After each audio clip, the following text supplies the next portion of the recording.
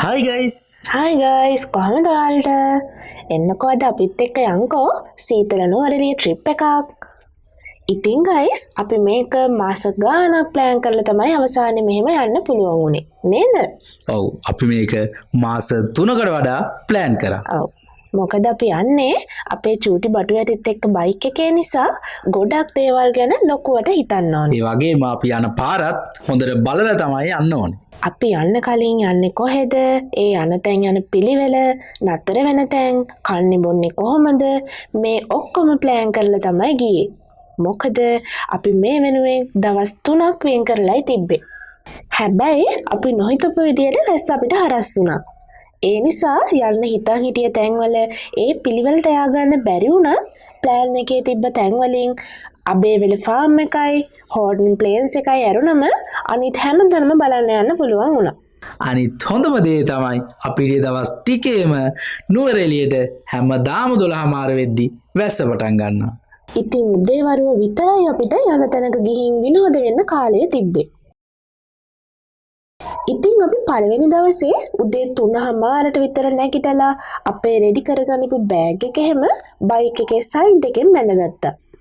ඊට පස්සේ ලෑස්ති වෙලා එන්න පිටත් වෙද්දී හරියටම උදේ 4:00 වුණා. ඉතින් අපි ගමන පටන් ගත්තෙම නවගමු පත්තිනි මෑණියන්ට පඳුරක් දාලා ආශිර්වාද එහෙම අරගෙන. අපි කොහේ ගියත් අපි මේ පාරෙන් යනවා නම් පත්තිනි දේවාලෙට පඳුරක් එහෙම දාලා තමයි අපි අපේ ගමන යන්න පටන් ගන්න. බලන්නකෝ guys මේ ලස්සන කොළ පාට ඇස්වලට පුදුම තරම් සනීපයි. මාන්සි අරනවා කියලාද හිතුවේ? නෑ බං. මැප් එක දාගෙන පාර හොයන ගමන් තමයි ඉන්නේ. මොකද දැනගෙන ගියොත් කතරගම නොදැන ගියොත් අතරමඟ කියලා කතාවක් තියෙනවනේ. ඒ අතරේ අපේ පිටිපස්සෙන් ලස්සන view එකක් උඹලට පේනව නේද? මේ අපි දැන් ඉන්නේ හැටන් වල. ඉතින් අපි ආයෙත් ගමන යන්න පටන් ගත්තා. තේවතු මැදින් ලස්සන චූටි දියපාරවල් දිහා බලන්, අහසේ ලස්සන නිල් පාට වලාකුළු දිහා බලන්, ඇඟට දැනෙන අමුතු සීතලත් එක්ක මේ යන ගමනේ අපිට පොඩිමවත් මහන්සියක් නම් දැනුනේ නැහැ. ඔන්න අපිට බලන්න අපේ ලිස්ට් එකේ නොතිබුණු ඒත් හරියම ලස්සන තැනක් හම්බුණා. අපි යන පාරයිනෙම තිබුණ නිසා අපි චුට්ටක් එතන නතර වෙලා බැලුවා guys. ඇත්තටම නතර වුණාට චුට්ටක්වත් පාඩුවක් නංගුනේ නැහැ. මේ තියෙන්නේ ST Clear Weaving Gallery. පහලින් ගලාගෙන යනවා පේන්නේ ST Clear waterfall එක. මෙතන තියෙන්නේ ST Clear වතුයාය මැද්දේ. යන හැම වාහනයක්ම මෙතන නවත්තලා ෆොටෝ එකක් වීඩියෝ එකක් අරගෙන යන්න අමතක කරන්නේ නැහැ. ඉතින් අපි එතන ටිකක් ඉඳලා අපේ ගමන යන්න පටන් ගත්තා. මේ පරිසරය ගැන නම් කියන්න වචන නැහැ. පුදුම තරම් ලස්සනයි. ඔන්න දැන් අපි නානුවයට ආවා. මේ තියෙන්නේ නානුවේ වෝටර්ෆෝල් එක. අපි මෙතනට එනවත් එක්කම වගේ ට්‍රේන් එක ගියේ. අපිට වීඩියෝ එකක් ගන්නවත් උනේ නැහැ. ඒ වෙලෙම හොඳටම වැස්ස පටන් අරන් අපිට කරගන්නම දෙයක් නැති වෙලා ගියා. ඉතින් අපි එතන ටික වෙලාවක් ඉඳලා එහෙමම යන්න පිටත් උනේ බෝඹුරු වැල්ල බලන්න. මේ පරිසරය නම් පිස්සුවක් guys. ලස්සනම දේවල් ලේසියෙන් බලන්න බෑ කියන්නේ නිකන් නෙවෙයිනේ.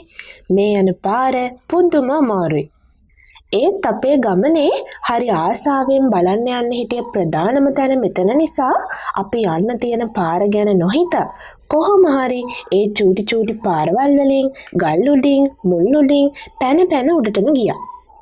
අපේ බටු වැටේත් අපිට පුදුම සපෝට් එකක් නේද දුන්නේ? ඕනේ. එයාටත් ඉතින් ඇවිදින්න තියෙනව නම් වෙන මුකුත් ඕනේ නැහැ. චුට්ටක් අකුල් රිදෙද්දි වඩාගෙන යන්න උනාට ආයෙත් යාම බහැලා පයින් යනවා මට පයින් යන්න ඕනේ කියලා. එච්චර අමාරුවෙන් බඩ ගාගෙන දන ගාගෙන පැන ආවට මේ ලස්සන දැක්කම පුදුම සනීපයක් දැනෙන්නේ. මේ තියෙන්නේ දියඇල්ලේ පහළ කොටස. එතනත් නතර වෙලා ටිකක් රෙස් කරලායි අපි ආයෙත් උඩට යන්න පටන් ගත්තේ. බලන්නකෝ යාගේ ලස්සන වයිරල් නොවී තියේවිද මේ වගේ තැනක් ඉතින්. මේ තියෙන්නේ එක සයිඩ් එකක්. වයිරල් වුණ ලස්සනම ෆොටෝ ලොකේෂන් එක අනිත් පැත්තේ තියෙන්නේ. ඒ පැත්තට යන්න ටිකක් අමාරු නත් අපි මෙච්චර දුර ආවෙක ගැන හිතලා ඒ පැත්තටත් කොහොම හරි ගියා. මේ දෙන්න එතනට ගියපු වෙලේ ඉඳන් ඒ දෙන්නගේ ලෝකේ මාවත් මතක නැහැ. මෙතන ලස්සන ගැන නම් කියන්න වචන නැහැ. මෙහෙම බලද්දි මෙච්චර ලස්සන නම් හිතන්නකෝ ඇස් දෙකට ලයිව් දකිද්දි මොන වගේ දැනේවිද කියලා. දාලෙන්නේ නම් හිතෙන්නෙම නැහැ. ඉතින් අපි මෙතන ඉද්දි වෙලාව යනව නම් තේරුණේවත් නැහැ. පුළුවන් තරම් ෆොටෝ වීඩියෝ තුන්දෙනත් එක්ක අරගෙනත් ඒත් ඇතිවීමක් නම් දැනෙන්නේ නැහැ. ඉතින් අපි එද්දි හවස 5:00 වගේ වුණා.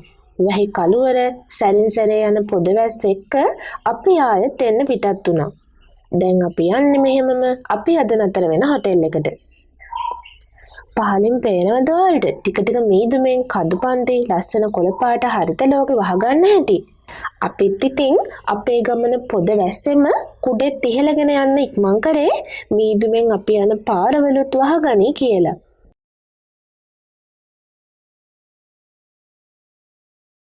අපි හොටල් එකට එද්දී රෑ 7 වගේ වුණා. මහ වැස්සේ ගල් ගැහිලා අයිස් කුට්ටි වගේ වේවුල තමයි අපි හොටල් එකට ගියේ. ඇත්තට මේක මතක් වෙද්දි මට බැලුත් ඉන්නවා යනවා. අයිස් කුට්ටි වගේ තුන්දෙනාම වේවුලලා හොඳටම. ඇත්තටම අපිට ඒ නිසා රෑ වීඩියෝ එකක් නම් ගන්න බැරි වුණා. මේ ඉතින් අපි නතර වුණු හොටෙල් එකේ උදේ වීව් එක. රෑ එච්චර වැහැලා අපිව ගල් කරපු අහස දැන් හරි ලස්සනට නිවිලා. පාට ලෝකයක් වෙලා. අහස කියන්නේ නම් අහසක්ම තමයි. ගෙදරිද්දි නිවාඩු දවසට ලේසියෙන් උදේ 8-9 වෙනකන් ඇහැරෙන්නේ නැති මේ දෙන්න බලන්නකෝ නැගිටලා එක්කෙනෙක් ෆෝන් එකේ ඇඳට වෙලා අනිත් එක්කෙනා කොත්තු මී හදනවා අපිට උදේට කන්න. බඩගින්නකට එහෙම නෙවෙයි. කාලෙ ඉක්මනට ඇවිදින්න යන තමයි මේ හදිස්සිය. මේ ඉතින් කාල බීලා චෙක් අවුට් වෙන වැඩි වෙන ගමන් ඉන්නේ අපි. පළවෙනි දවසේ ගමන් මහන්සිය ගැන එහෙම හිතලා අපි මේ වගේ ලෝ බජට් තැනක ඉන්න තමයි තෝරගත්තේ. හැබැයි එතන ෆැසිලිටිස් ගැන නම් කියන්න වචන නැහැ. අපි ඉතින් හොටෙල් එකෙන් චෙක් අවුට් වෙලා එහෙමම ගියා අපේ ඊළඟට ලිස්ට් එකේ තියෙන ලවල් ස්ලීප් බලන්න. අපි ඉඳපු හොටෙල් එකේ ඉඳන් යන්න තියෙන්නේ ගැල්වේස්ලෑන්ඩ් නැෂනල් පාර්ක් එකේ මැද්දෙන්. පුදුම නිස්කලංක පරිසරයක් ඒකනම්. රෑ අපි එද්දී මේ කිසි දෙයක් හරියට නොදැක්ක නිසා උදේ අපි ආයෙත් යද්දී අපිට පරිසරය අලුත්ම අත්දැකීමක් වුණා. ඉතින් ලවල් ස්ලීප් කියන්නේ පෙම්වතුන්ගේ දියඇල්ල. මේකට මේ නම වැටෙන්න හේතුන ලස්සන කතාවකුත් තියෙනවා. පොඩ්ඩක් හොයලා බලන්නකෝ. ඇල්ලට යන්න තියෙන්නේ තේ වත්තක තේ ගස් අතරින් කෙලින් කන්දක් නැගලා. අපි යද්දී තේ ගස් කපල නිසා තේ ගහකවත් එළිලා යන්න විදියක් තිබ්බේ නැහැ. වැටෙන්නත් ගියා. ඒ වුණාට අපි බඩ ගාගෙන කොහොම හරි ගියා. ඒත් කොහොම හරි ඒ ගමනත් අපි උඩටම ආවා. මේ සීතල නිසා මහන්සි නම් දැනෙන්නේ නැහැ පොඩ්ඩක්වත්. ඉතින් මොනතරම් අමාරු වුණත් ෆ්‍රෙෂ් පිට යන්න පුළුවන් මූඩ් එකක් ඉබේම හැදෙනවා. ඒ ඉරව්වත් පුදුම සනීපයි. මේ පේනවද අහසින් වතුර කඩන් වැටෙනවා වගේ. ඒ වගේම තමයි පහළ ඉඳන් බලද්දී අපිට පේන්නේ. ඉතින් ඊට පස්සේ අපි වික්ටෝරියා පාර්ක් එකට ගියා. අපේ ඊළඟ පොයින්ට් එක තමයි ඒ.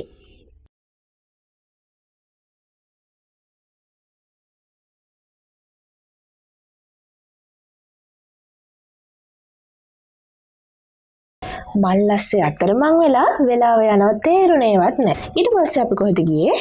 ඊට පස්සේ අපි ගියේ නුවරඑළියේ පෝස්ට් ඔෆිස් එක බලන්න. එතනන් ටික වෙලාවක් ඉඳලා එහෙමම ගියේ ග්‍රෙගරි පාර්ක් එකට. මේ බලන්නකෝ එතන වීව් එක ඇස් සහකට ගන්න හිතෙන්නෙම නැහැ. මාරම ලස්සනක් තියෙන්නේ. මේ දෙන්නට වාඩි වෙලා ඒ වීව් එක බලන්න ලස්සන තැනක් සෙට් වෙලා. මෙතන තියෙන ලස්සන ගැන නම් කියන්න වචන නැහැ. එතනින් එන්න නොහිතුණත් අපිට එන්නම වුණා. 12 මාර වෙද්දී මෙහෙට පටන් ගන්න වැස්ස මතක් වුණා නිසා. ඉතින් අපි ඊට පස්සේ සීතාම්මා කෝවිලට ගියා. කෝවිලේ එළියෙන් වගේම ඇතුළෙනුත් හරිම ලස්සනයි. පුදුම නිස්කලංකයි. මතකද මට සෝට ඇඳන් ගිහිල්ලා යන්න දුන්නේ නැති එක? ඔව් ඇතුළට කොට ඇඳුම් ඇඳගෙන යන්න දෙන්නේ නැහැ. ඒක පිරිමි අයට ගෑනු අයට කියලා විශේෂයක් නැහැ. හැමෝටම කොට ඇඳුම් ඇඳගෙන යන්දී ඊට උඩින් ඇඳගෙන යන්න දෙනවා. මොකද දුන්නේ? රෙද්දා. අහ් අර සිවුරක් වගේ කහපාට රෙද්දක් තමයි මෙයාට හම්බුනේ. කෝවිලේ එළියේ ඉන්න වඳුරන්ගෙන් නම් ඔයාලගේ දේවල් පරිස්සම් කරගන්න වෙනවා ගයිස්. එයාලා දකින හැමදේම උස්සන් යනවා. අපි ඊට පස්සේ ගියා හග්ගල බොටනිකල් ගාඩන් එකට. එතන මල් ලෝකයක්. පාට මල් අතරේ වෙලාව යනවා නම් තේරෙන්නෙම නැහැ. මල්වල ලස්සනට පිස්සු වැටිලා මේ දෙන්නත් එක්ක අර හෙට දුවනවා මෙහෙට දුවනවා. ඉතින් නුවරඑළිය ආවොතින් ඔයාලත් බලන්නම යන්න ඕනේ තැනක් තමයි මේ. ඉතින් ගයිස් අපි අපේ පළවෙනි දවස වගේම දෙවෙනි දවසත් ගෙවුනේ ඔහොමයි. අපේ දෙවෙනි දවසේ රෑ 4 වුණ කබානගේ vlog එකකින් අනිවාර්යෙන් අපි ඔයාලව හම්බ වෙනවා ඊළඟට. ඒ වීඩියෝ එක නම් මිස් කරගන්න එපා ගයිස්. මොකද ඒ කබාන එක දිව්‍ය ලෝකයක් වගේ පුදුම ලස්සනයි. ඉතින් මේ වගේම ඒ vlog එකත් එක්කත් එකතු වෙන්න කියලා ඔයාලා හැමෝටම ආරාධනා කරනවා. අපේ වීඩියෝ එක ගැන කමෙන්ට් එකක් පහත කමෙන්ට් සෙක්ෂන් එකේ දාගෙන යන්න අමතක කරන්න එපා. ඒ වගේම ලයික් කරන්නත් අමතක කරන්න එපා. සබස්ක්‍රයිබ් කරලා නැත්නම් අපේ සබස්ක්‍රයිබ් කරන්නත් අමතක කරන්න එපා. ඒ වගේම තවත් ඔයාලගේ යාළුවන්ට බලන්න ෂෙයා කරන්නත් අමතක කරන්න එපා. එහෙනම් අපේ දෙවෙනි vlog එකෙන් ඉක්මනින්ම හම්බ වෙමු. බයි බයි. Bye bye.